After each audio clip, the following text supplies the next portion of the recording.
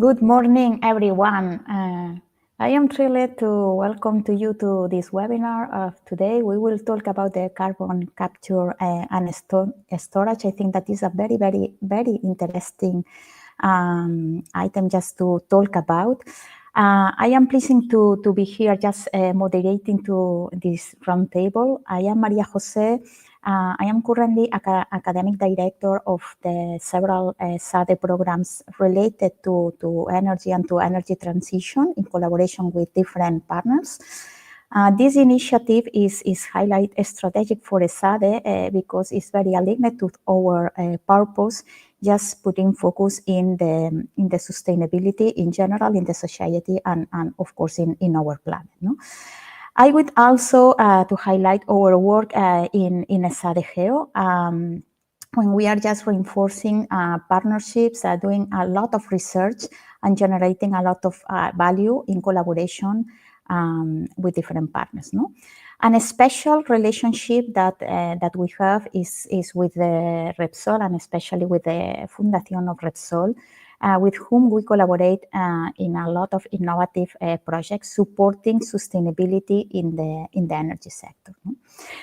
Before we begin, I want to sincerely thank Fundación Repsol for supporting this series of webinars that we have, and for their ongoing commitment to fostering dialogue around innovation and the sustainability energy transition.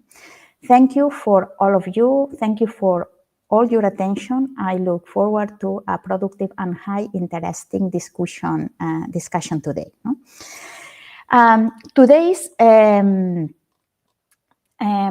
webinar is focusing in the carbon capture and storage and its role in the race to net zero. No?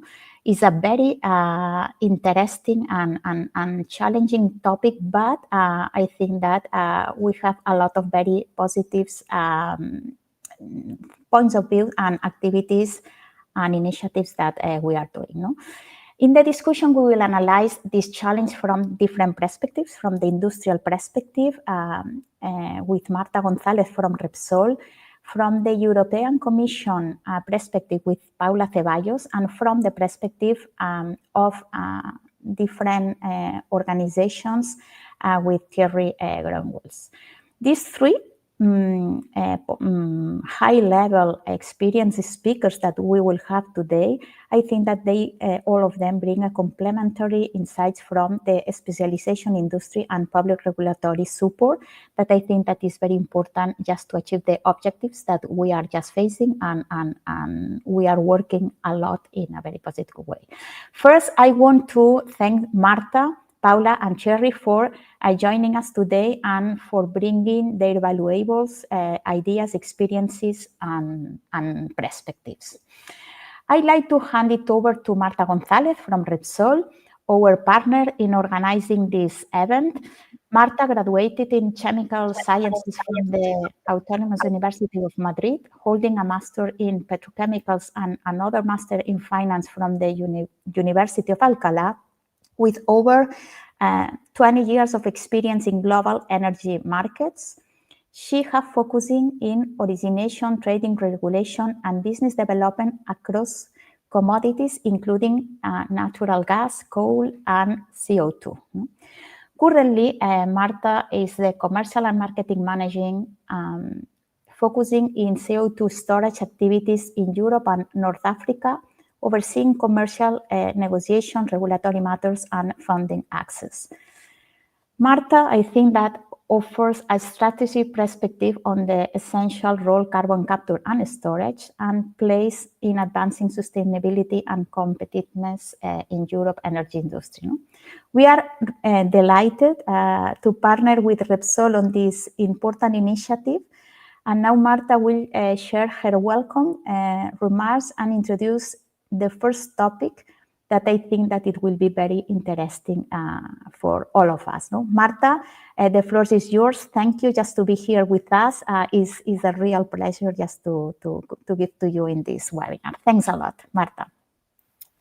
Thank you so much, Maria Jose, and it's also a pleasure representing Repsol and a good opportunity for the Fundación Repsol and Esade to share this information, okay, because it's also part of the knowledge sharing with new technologies as the CCS, how we can reach, okay, different population, okay, and start explaining these new activities, no? So, well, my first topic is about the industry, no? So let's go to the topic. So, well, for me, I would like first to begin with a general overview, okay, that frames the role of the technology on the path to a decarbonized world. And for me, I love always starting with this topic, no? So it's global population continues to grow, okay? We are currently 9 billion people and projected to reach 10 billion by 2050. So the demands for goods and materials will inevitably increase. So the pressure in the coming years is focused on decarbonizing economies as well as satisfying a new demand for energy and materials. So this evolving landscape highlights the critical importance of identifying and deploying technologies that enable industries to decarbonize while maintaining sustainable, resilient, and competitive operations, especially in a global context that is marked by more geopolitical and trade tensions. In light of this, it's evident for us that a holistic approach is imperative when assessing technological pathways. And this means prioritizing the most economically viable solutions and also recognizing that achieving net zero often requires a combination of a strategy. For instance, energy efficiency typically serves as a foundational step, reducing the consumption of energy and paving the way for further decarbonization efforts. In this context, you have heard in the last months or in the last 2 years about carbon management, no? That has recently emerged as a key strategy. It encompasses the full value chains of capturing CO2 emissions, transporting them, utilize them, and where possible, and ultimately storing them safely. Here we have, from an international perspective, the good recognition that the CCS has regards the International Energy Agency, for instance, or the United Nations through the IPCC. Both have emphasized the critical role that CCS will play in mitigating the climate change and recognizing as a vital complement to other technologies such as the electrification, bioenergy, or hydrogen. On the other hand, it's relevant, okay, to remark that the European Union has faced the risk for industries of relocating their businesses to other markets with less restrictive environmental policy regulations.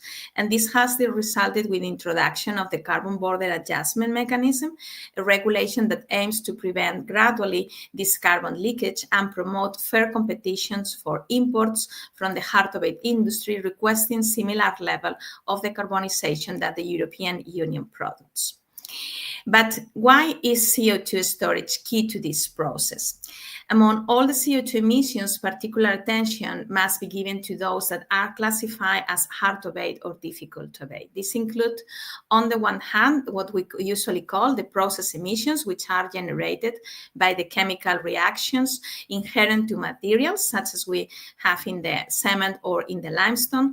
And on the other hand, we have the combustion-related emissions that require extremely high temperatures. In both cases, CO2 capture and storage becomes critical solution as it enables the permanent removal of emissions that cannot be avoided through energy efficiency or fuel switching alone. Beyond its role in industrial decarbonization, CCS is also critical for transforming the power generation sector, particularly in regions where thermal power plants are relatively new, such as in Asia. As highlighted by the International Energy Agency, retrofitting existing fossil-based power plants with CCUS offers also a pragmatic pathway to reduce emissions while allowing asset owners to recover their investments. Nearly 1/3 of global coal capacity is less than 10 years, with the vast majority located in Asia. So retrofitting these plants with CCUS is not only technically feasible, but also economically strategic, given that over $1 trillion in capital expenditure remains to be recovered from the existing coal fleet. But looking ahead, the deployment of CCUS in the power generation is expected to grow significantly. The International Energy Agency expects that by 2040, approximately 315 gigawatts of electricity generation capacity is projected to be equipped with CCUS, equivalent to adding around 15 gigawatts of retrofitted or newly building capacity each year. At the same time, the demand for electricity is surging, driven by the rapid expansion of data centers. Another good resource, that is in the International Monetary Fund, has highlighted that electricity consumption by data center alone is already comparable that Germany or France, and by 2030 is projected to match the electricity use of India, the world's third largest electricity consumer. The demand is expected to surpass that of electric vehicles, with data centers consuming 1.5 times more electricity than EVs by the end of this decade. But well, let's return to heavy industry to understand the urgency of its decarbonization. It's essential to consider the sector contribution to global emissions. The cement industry alone accounts for approximately 8% of global CO2 emission, a figure that far exceeds that of the aviation sector, which contributes around 2%. So this comparison highlights the critical role of cement decarbonization in climate change. Cement is a key material for the manufacture of concrete, which is not also the most used construction material in the world, but also the most widely used material after water. No, this is something that our colleagues from the cement industry usually said. And per 1 ton of CO2, per 1 ton of cement produced, we emit 1 ton of CO2, and 0.6 tons is processed CO2. The rest comes from, in general, the combustion of coal in 77%, or the petroleum of coke, or natural gas that just only accounts for 4% in that respect. The Global Cement and Concrete Association says that the sector could reduce emissions about 36% through CCUS technologies, making carbon capture and storage a cornerstone for its decarbonization strategy. But then we have also something very relevant to remark. No? So we have a promising example of innovation in this space with, for instance, the facility that Heidelberg has in Brevik, which in June 2025 became the first world CCUS plant for cement production, and the facility produced green cement, which has been already sold out to 11 European countries, demonstrating both market demand and the viability of low-carbon solutions. In the case of limestone, the production has an even higher ratio, with 0.7 tons of processed CO2 per ton of limestone produced. Limestone is a key material for sustaining our quality of life. Its properties play an important role in environmental protection, the treatment of industrial flue gases, the purification of drinking water or contaminated soils, and the treatment of wastewater. It also increases the efficiency of fertilizer and is essential for the production of high-strength steel, for example, that is essential in the construction of housing and infrastructure. But within this hard-to-abate sector, some of them are essential in terms of how they contribute to the European or the Spanish GDP. Here we can mention steel, whose production generates 7% of global emissions in the world, making it a key sector. And for instance, the European Steel Association indicates that its use is more or less 37% for construction and 16% for the automobile industry. Here we have also the aluminium, an important material, okay, that very relevant for the automobile, the medical components, or the aerospace industry. And last but not least, we have the chemical industry that is also part of Repsol. And here it's very relevant to remark what that is mean. No? Basic petrochemicals, which produce monomers, the building blocks of polymers, for those that are not so related to this chemical industry, have higher energy demands and will require approximately 80% of their emissions to be reduced through geological CO2 storage, with the remaining 20% addressed through energy efficiency and electrification. In contrast, for the polymers, it's not expected that they could need the geological CO2 storage. The petrochemical industry makes a significant contribution to Europe's economic development, accounting for more than 25% of the European chemical industry. And the chemical industry is also recognized as strategic by the European Union since last July. So the loss of competitiveness in hard-to-abate industries is a very important concern for the current member states within the new geopolitical context, and a framework that also establishes an ambitious path to lose free emission allowance over the next 10 years to meet climate targets, without which companies will see their costs increase significantly. And in this context, CCS becomes essential for the decarbonization of several industrial sectors, enabling them to remain competitive with other jurisdictions that are also investing and supporting this technology. Maria Jose. Yes, okay, Marta, thanks a lot. Thank you for this overview. Of course, very important, the whole vision of the whole value chain.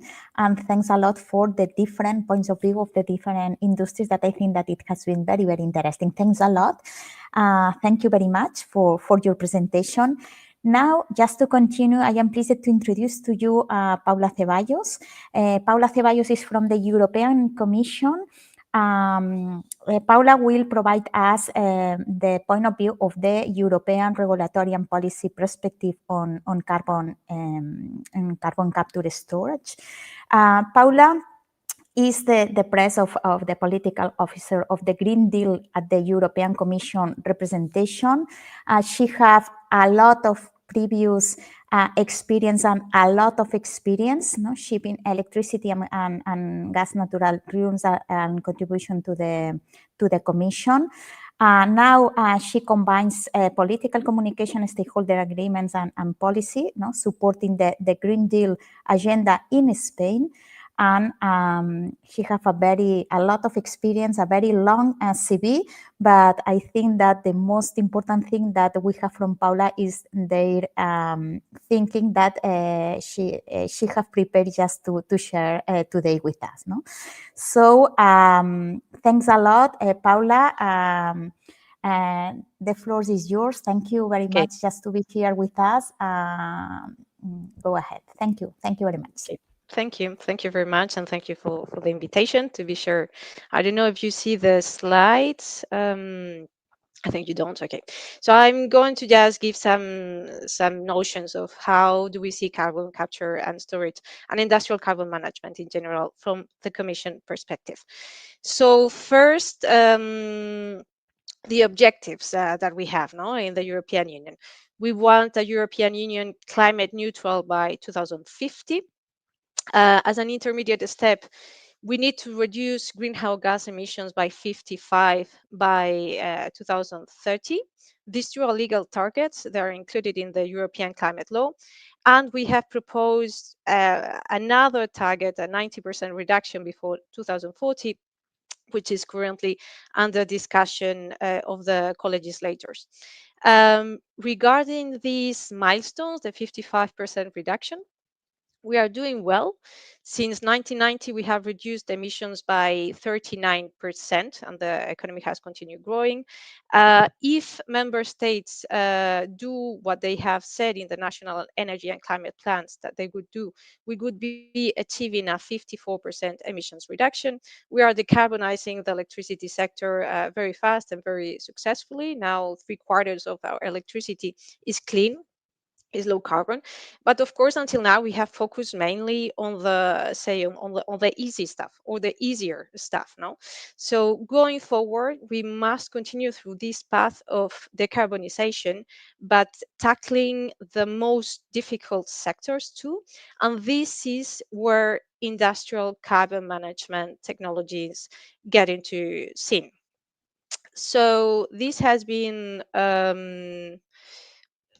okay, this has been a little bit covered by Marta as well, but we in the European Commission, I could say that we are rather technology neutral, but we do see a hierarchy of the solutions to be implemented. So for this decarbonization. So first, energy efficiency first, because the cleanest energy is the one that is not consumed. Then through the electrification of energy uses based on clean energy in our electricity system. After that, for all these uses that cannot be electrified, like airplanes or heavyweight transport or industry, through the use of clean fuels.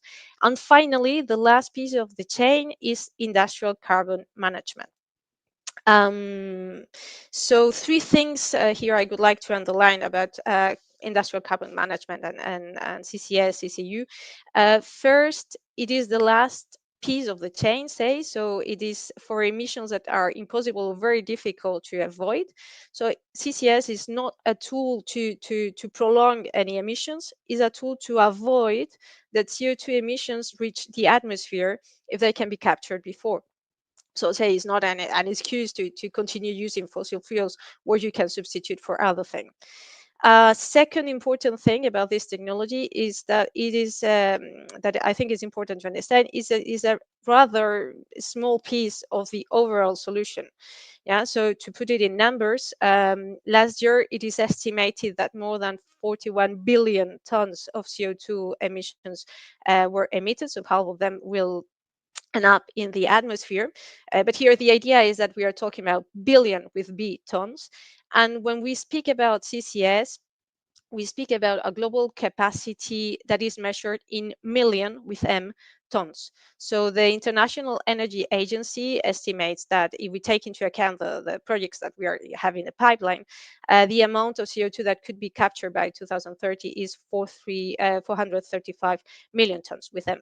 So it's a small piece, but, and this is the third thing I would like to underline, it's a very important piece, because when we have arrived to this part, it's we have exhausted the other options to mitigate the emissions, and there is no other option possible. So take, for example, the example of the cement industry that Marta was mentioning. It is not just that they use energy and they produce CO2 from that. It is that the calcination of milestone releases CO2 as a byproduct. It's part of their industrial process. And this is, like it was said, like 60% of their emissions. So they can't avoid producing CO2. So for them, CCS and CCU is a must. Yeah. And as it was mentioned, this is not peanuts. Actually, if cement factories were a country, there could be the third or fourth biggest emitter of CO2 in the world, more or less like India. So being able to capture these emissions has a very important impact. Then, well, this very briefly, this is okay. The chain, the capture is not a breaking new technology. CO2 is the input for several industrial processes, like for example the bubbles that you have in your Coca-Cola. Then this is CO2.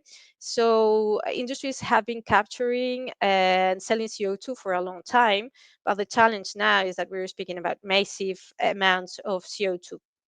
Massive amounts of CO2 that you also need to transport,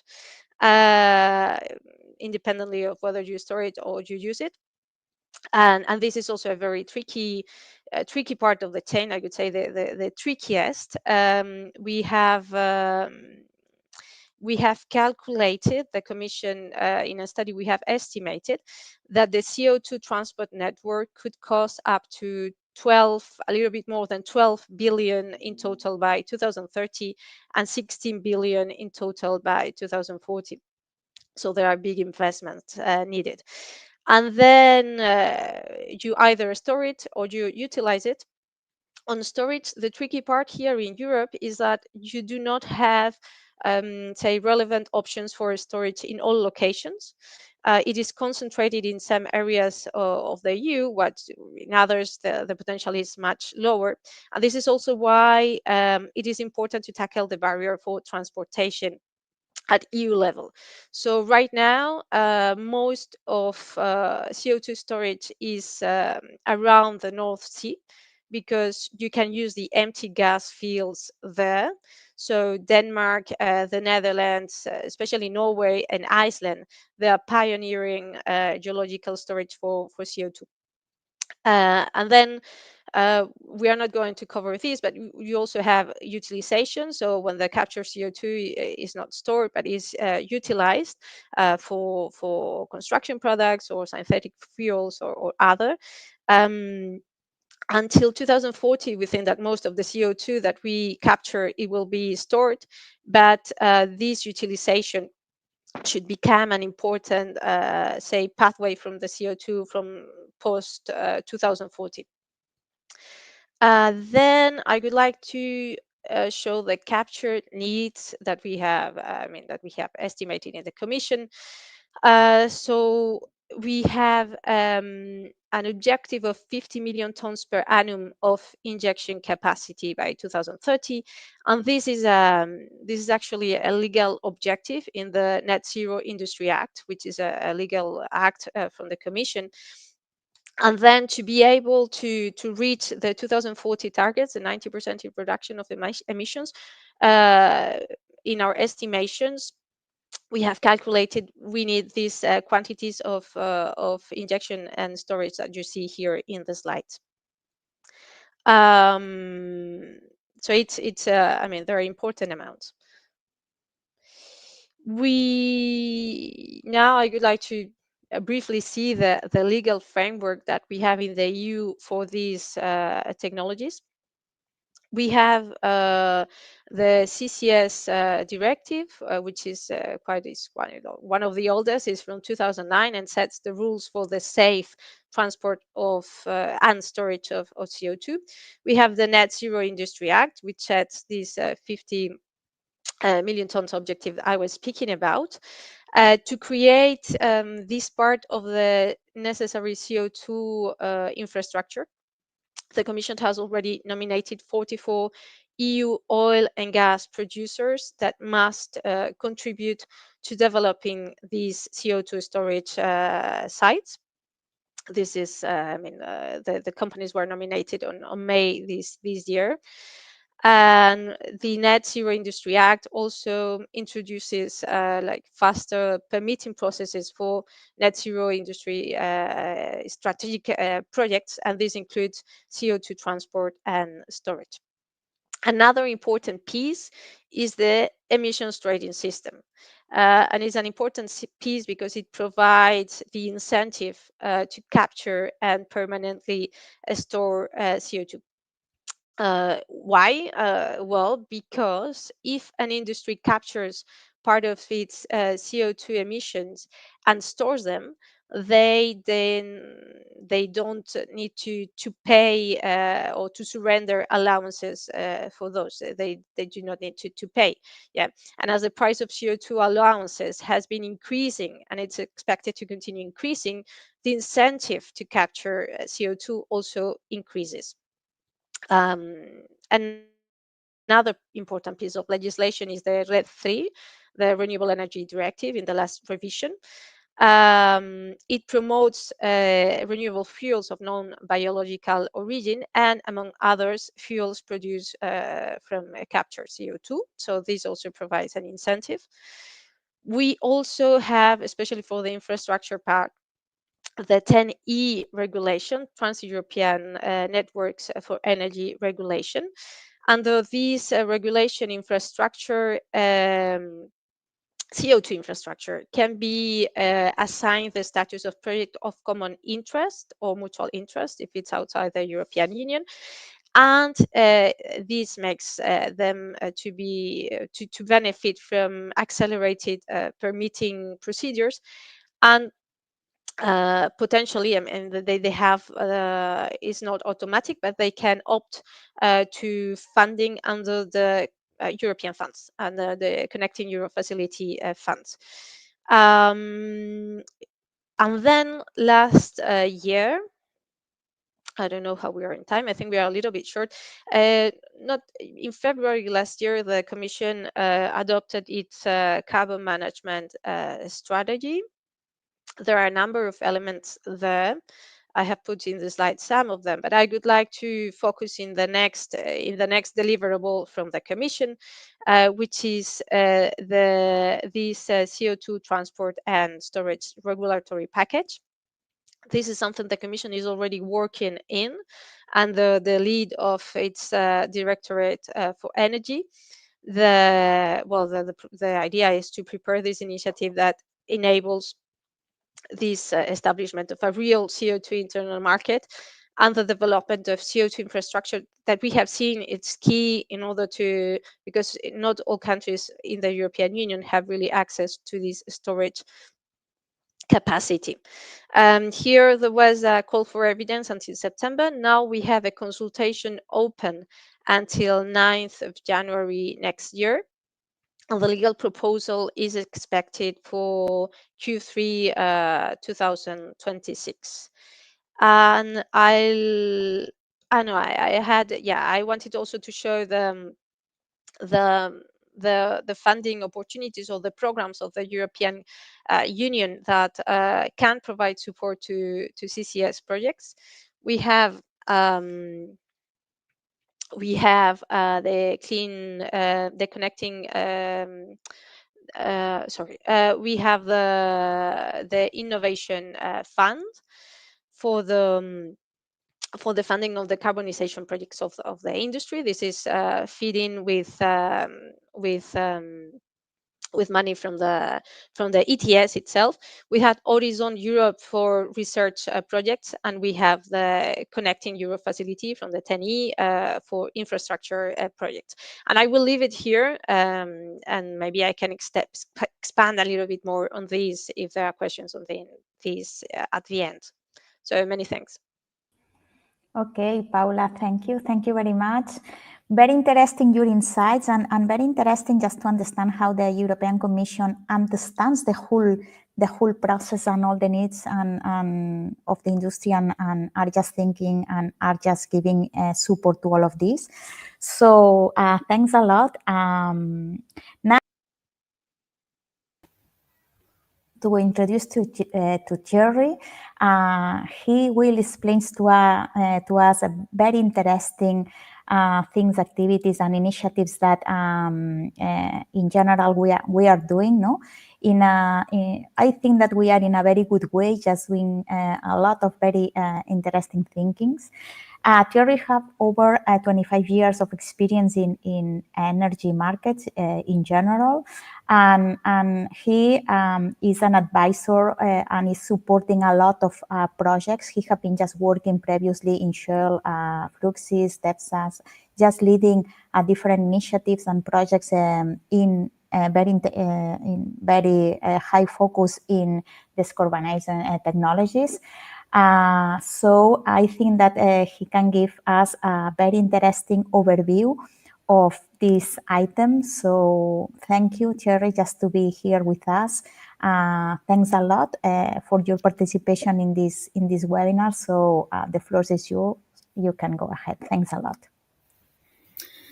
Thank you very much for the invitation, and also very good presentation from both Paula and Marta. I am indeed the director of the CCS Association. The association basically represents about 120 or so different companies across the value chain, from emitters to transporters and all to a store operator, but also the supporting industries, the technologies that are being used across the value chain. My message that I wanted to share with you today is that CCS is basically happening. It's not just PowerPoint. There are a lot of activities that are going on, and it's really going into the right direction. And so we are already able to learn about some of the benefits that we can identify.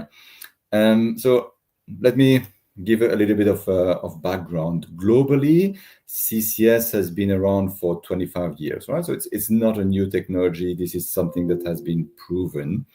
I think that there are about 70, 80 or so projects that are in operation, and about 50 that are under construction. So it's a significant industry that is already in motion. What I would like to also stress is that within Europe and within the vicinities of Europe, there has been quite a few projects that have made some significant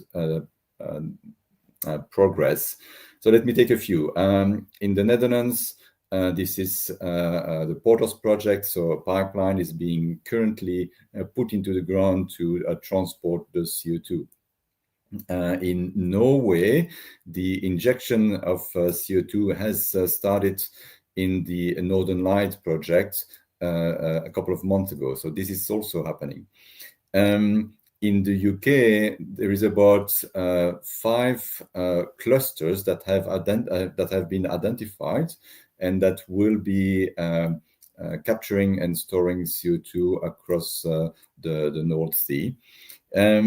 But I think that's not only that is mainly for the North Sea, but also in Southern Europe, CCS is happening. Italy, with the Ravenna project, is expanding very fast. We have heard that Greece is also progressing quite well with their CO2 project, and obviously Repsol is also active on CCS in Spain. So yes, this is true that most of the activities are happening in the North Sea, but progressively we see more and more activities in the Mediterranean as well. What I would like to also mention is that some, let's say, difficult conversation that were happening in the past have been unlocked, and we see now that Germany, that was not welcoming CCS in the past, is now accepting CCS and are very active from a political perspective to ensure that CCS happen. This is very critical for Germany, because CCS is a way to decarbonize without deindustrialize, and Germany has a lot of emission to capture. Another very important development on the political level is that some countries like Denmark do start to consider CCS onshore and not only offshore, which is a very important development, because that means that the costs would be lower for capturing and storing the CO2. So also a very good development happening there. But I would like to talk a little bit about some of the costs and some of the cost benefits that we see, because there are some misconceptions that are worth talking a little bit. The first one is probably the benefits of cross borders. If we take the example of the North Sea, what we have identified is that if we optimize transport and storage, and if we use the storage which are available in the UK for European emitters, then we not only are able to store faster, because there is a lot of storage opportunities in the UK that are well advanced, but we are also able to reduce the overall cost for the European emitters by 28% or so. So that's significant. It basically represents a little bit more than 2.5 billion euros per annum for the European emitters by 2040. So that's an important element. There is an opportunity to reduce the cost. It does require a few political adjustments. For instance, we need to have the London Protocol being ratified between the different countries.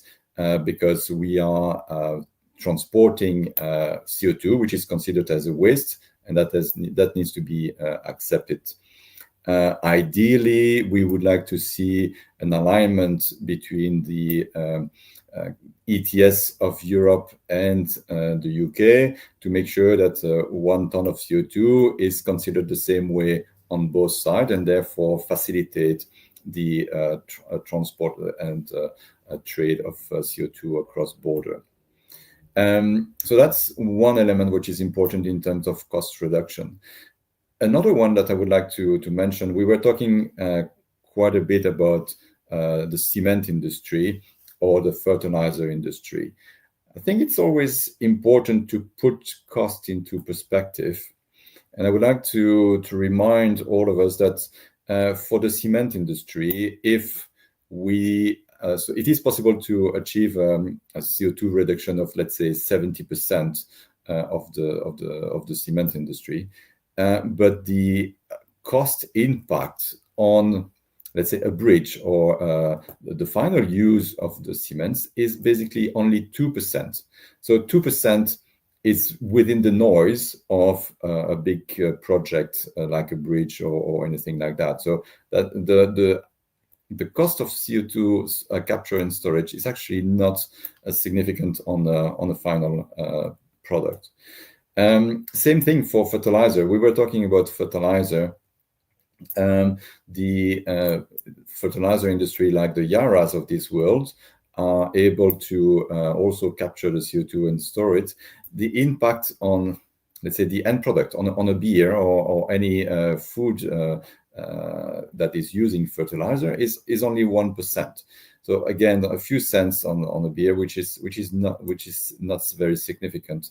So it is worth developing this industry. Talking about a few numbers, what about the other benefits that we have seen is that for the UK, which is progressing very fast on carbon capture and storage, they consider that this industry will create 50,000 jobs, and that is also unlocking about 26 billion of private investment. So the let's say the subsidies that the UK government do provide to the industry will also bring back jobs and private investment in the country. So I think that this is also something that is worth considering. And so I think that it is clear that it is happening. It is clear that there are quite some benefits for CCS, and that the costs are not significant, but there are some let's say development that needs to be put in place. We were talking about subsidies such that the emitters can actually be supported in their decarbonization. In the context of decarbonization, it is also important that the rules and regulation with regard to the transport of the CO2 across borders is important.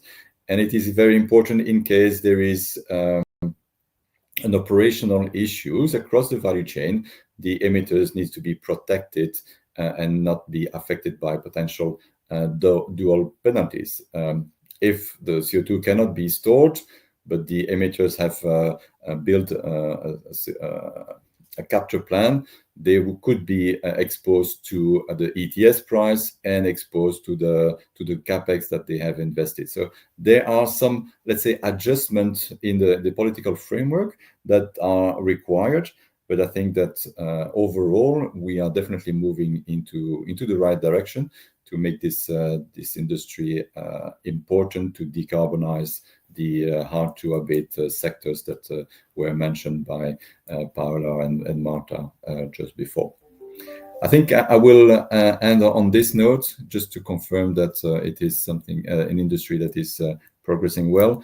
And what is very nice to see is that some of the projects that I was talking about are actually already thinking about the next phase. So the industry is really committed for the long run as well. is impressive, and I think that you are just doing a very good job just with your role in with the association. So thanks a lot for the added value that you are giving in general in the whole ecosystem. That I think that is very important. So thank you, thanks a lot. Now we can go just for the questions. We are just opening the floor for the questions. Please type your questions in the chat indicating which speaker you are. We have received some questions. We have not a lot of time, only for a couple of questions. I will choose the more maybe general questions because we have some questions that maybe I think that already have been answering through Paula and Cherry and through Marta. So I will choose them, but please, if you have any additional questions, yes, put this in the chat and I will choose it. Okay, our first question comes from the group, and I think that is for all of you, Paula, Marta, and Cherry, because it's a general question that I think that is very interesting. No, the question is, how can we design incentives or frameworks that attract commercial capital and institutional investors just to scale up investment in this industry? No, Paula, I don't know if you have any just to share with us. If not, we will give the floor to Marta and Cherry. Yes. So how? I mean, we do have some tools already at European level to attract these investments. No, here, for example, I mentioned before the innovation fund. Actually, it's I would really like to explain this. I think it's a mechanism that I really like. I think it's very smart and very virtuous. So this money from the innovation fund that is going to serve to the decarbonization of industry. So for example, that industries capture the CO2 and use it for something. For example, here in Spain, there's a project from Repsol to use it for aggregates. So this money comes from the emission trading system itself. So the companies that they pollute, they need to pay for the CO2 they emit, but this same money is used to decarbonize those industries. Yeah. So say that for a particular industrial plant, the cost of implementing carbon capture could be 100 euro the ton of CO2. We have a very wide fork, but let's take this amount. This is expensive, but the cost of the emission allowances in the ETS right now is more or less 80 euro the ton. And part of the investment can be funded by this innovation fund, which is financed by the ETS itself. Then it starts to become an interesting investment to capture this carbon. No, so. And here we are seeing in this innovation fund, we are seeing projects also in Spain. We have this one from well, maybe Marta can explain more, because actually both of them, they are from Repsol. We had Tarraco CO2 for storage and Agrega CO2 for aggregates for the construction industry. So I think this innovation fund, at least for the capture part, it's working very well. And what we see is that we already have like 10 million tons of CO2 per year. It supports the capture of 10 million tons CO2 per year from 2027 for permanent storage. Okay. Paula, Marta, do you want to add something? Yeah. Okay. Yes, so thank you so much, Maria Jose. Well, I would like to add that we have like two periods, no? So we have one is right now for these first of kind projects, okay, because we are towards 2030 and 2034, okay. In these periods is when these industries will reduce their allowances, their free allowances, okay? Since 2034 they don't have free allowances, so the pressure in terms of the ETS markets will be really relevant. And on the other hand, we will be like after that, no? So in the decarbonized period, no? So currently the situation is that the CCS value chain is below, okay, the cost of the ETS market. So that's why why these incentives through, for instance, the Innovation Fund and others in Europe and in different member states, okay, are helping to close the gap, okay, that we have currently to go ahead with these projects. But what is very relevant, okay, is that we should improve, okay, or the next markets, no? So the green markets, why it makes sense to buy green cement, why it makes sense to buy green limestone, because at the end of the day, you are going to have an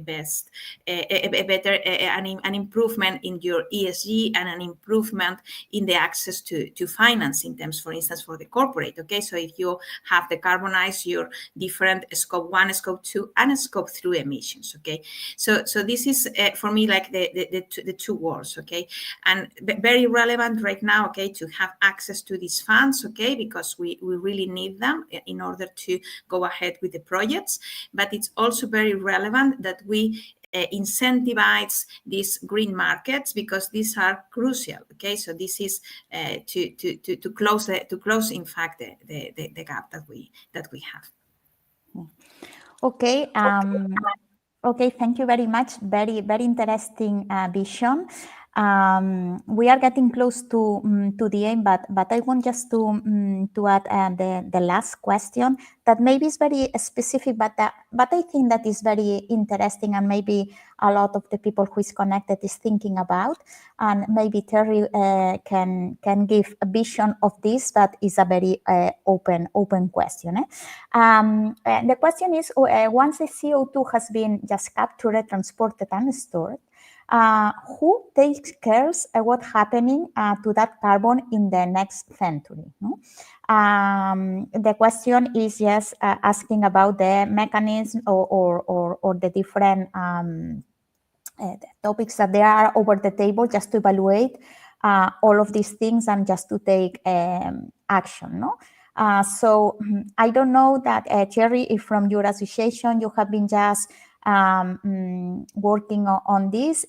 I think that this is a very interesting and challenging question, just to think about the further steps. No, so thanks a lot, Terry. The floor is yours, and if not, we can go with Paula or Marta. Yeah, thank you. Sure.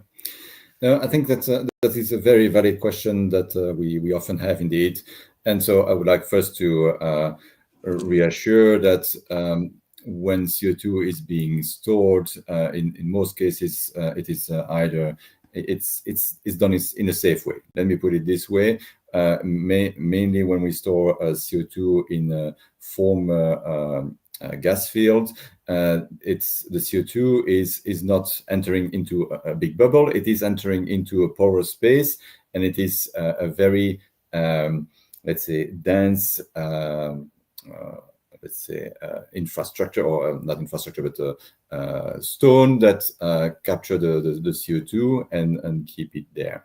So before that, there was natural gas. Now we replace the natural gas with CO2. So the fundamental physics of storing the CO2 under the ground, a couple of kilometers down the ground, is actually fairly safe by nature.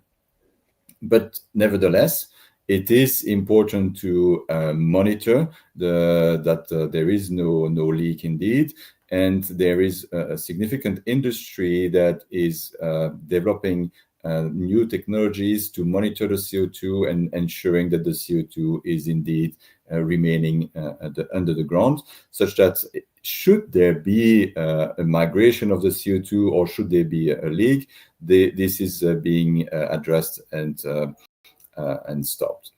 So I think that is from a technology perspective. From a, let's say, responsibility perspective, there are different legislative framework for the different countries, being Europe, Norway, or the UK. And depending on these different framework, the liabilities are being maintained in the in the private sector, or being transferred to the government. But in general terms, there is also new rules that should be, let's say, taken on board by the insurance sector. The insurance sector is currently looking at how these potential risk, and I would stress again that these are low risk, should be insured. And the insurances are also looking at the technology to monitor the risk and evaluate the risk. And so that is a new development that is happening in the market as we speak. Okay, great, Thierry. Paula, Marta, do you want to add something related to this topic? Yeah, I think that Thierry have been covering in a very good way, but maybe you have something specific just to add. So I think from the European perspective, we do have a regulatory framework to ensure that the storage of carbon is done safely, which is the directive. I mean, the CCS directive has a longer name, but this is how everybody knows it. And it ensures that this it has different elements to ensure that this CO2 is not released into the atmosphere through a very rigorous site selection. It has provisions on monitoring, on this legal responsibility that Thierry was talking about. So we do have already some legal framework to avoid this. Great, Paula. And I could just only add just a couple of topics, okay? So the technology is a safe technology already in use since the 70s in the world. So just to give you this perspective, okay, this is not something new. And in terms of the CCS, for instance, directive, this was published in 2009. In Spain, we transposed the directive in 2010.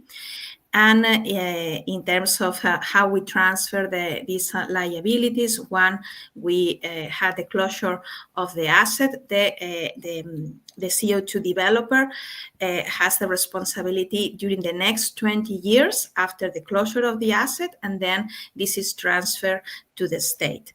And we have to put some financial liabilities, financial securities, okay, to the states in order to be able to go ahead with the activity, okay? So this is just only for or an activity that can be done just only by some operators, okay, with enough knowledge and enough technical and financial capacity to do it, just to give confidence to the audience.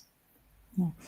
Okay, thank you to all of you. For all our audience, just to remember that we have the CCS directive and the guidelines.